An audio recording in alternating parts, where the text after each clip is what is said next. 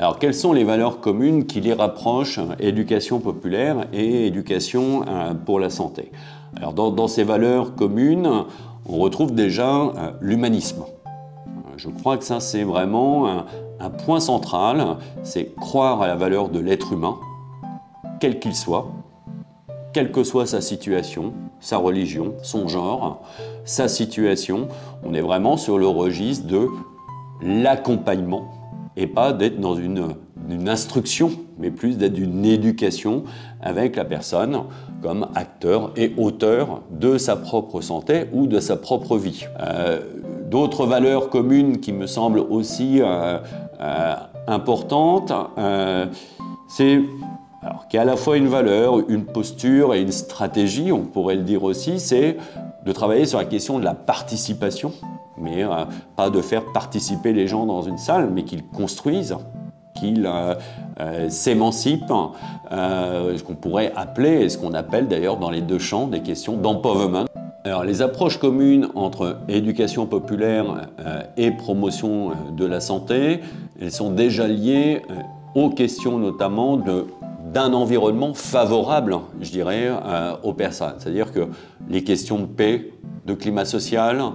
de vivre ensemble, notamment, sont au cœur de ces questions-là. On ne peut pas réfléchir ni agir en termes de promotion de la santé et ou d'éducation populaire sans avoir en tête ces dimensions de valeurs qui sont liées à une question fondamentale qui est la croyance en l'homme, à l'humanisme, qui sont des valeurs centrales et inaltérables par rapport à ces deux,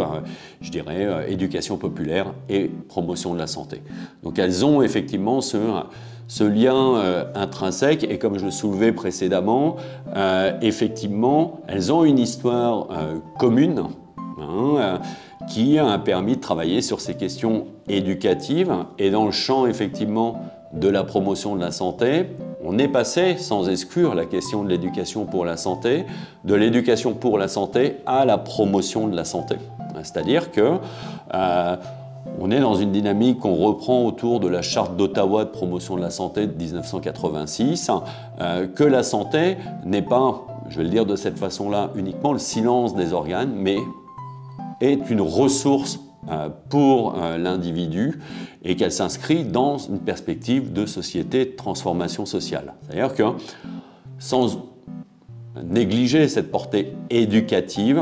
la nécessité de travailler sur l'environnement des personnes reste essentielle. Avec toujours, et ce qui fonde aussi nos valeurs communes entre l'éducation populaire et la promotion de la santé, un axe essentiel, une idée de transformation sociale et d'émancipation de l'individu pour peser sur son environnement, agir en termes de citoyen et de citoyenne de la vie et de la vie aussi en collectivité.